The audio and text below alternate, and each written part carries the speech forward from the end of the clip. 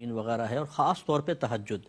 کہ پورے سال میں کسی کو شاید اتنا موقع نہ مل سکے جتنا رمضان میں اس کو آسانی سے موقع مل سکتا ہے۔ سحری کے لیے اٹھتے ہی ہیں، فجر کے لیے وضو کرنا ہے، پہلے وضو کریں، 2 رکعت نماز پڑھیں، سحری کر لیں، تو یہ بہت ہی اچھا ہو جائے گا کہ پورے رمضان میں کم از کم آپ یہ کہہ سکتے ہیں کہ میں تہجد گزار رہا۔ سبحان اللہ۔ اس کے علاوہ پھر قرآن پاک کی تلاوت ہے، اذکار الہیہ ہیں، جیسے حضرت نے اشارہ فرمایا کہ سرکار نے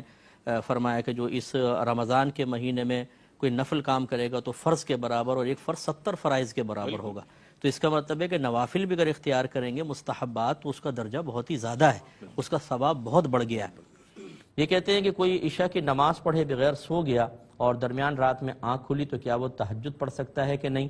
تہجد کا وقت یاد رکھیں، عشاء کے فرائض ادا کرنے کے بعد اور پھر انسان سو جائے تھوڑی دیر، پھر اٹھے گا تو تہجد کا وقت شروع ہو گیا۔ یہ شرط ہے، عشاء کے فرض پڑھ لیے ہوں چاہے وتر ابھی نہ پڑھے ہوں، اور تھوڑی دیر سو جائے، جاگے گا، تہجد کا وقت شروع ہو گیا۔ اور اب اس کا اختتام جو ہے وہ طلوع فجر تک رہتا ہے، پھر درمیان میں کبھی بھی آپ پڑھ لیں تو وہ تہجد کی نماز ہو جائے گی۔ چنانچہ اگر عشاء کے فرائض نہیں پڑھے تھے اور سو گئے اور جاگے تو سونے کی شرط تو ہوئی، لیکن عشاء کے فرائض کے بعد سونے کی شرط نہیں پائی گئی، لہذا یہ قیام اللیل تو کہلائے گی، صلاۃ اللیل کہلائے گی، رات کی نماز، رات کا قیام، لیکن تہجد نہیں ہوگی۔ یہ تہجد کا طریقہ یہ ہے کہ نفل نماز ہوتی ہے، 2 کر کے پڑھیں، کم از کم 2، زیادہ سے زیادہ 8 رکعتیں نبی کریم سے منقول ہے،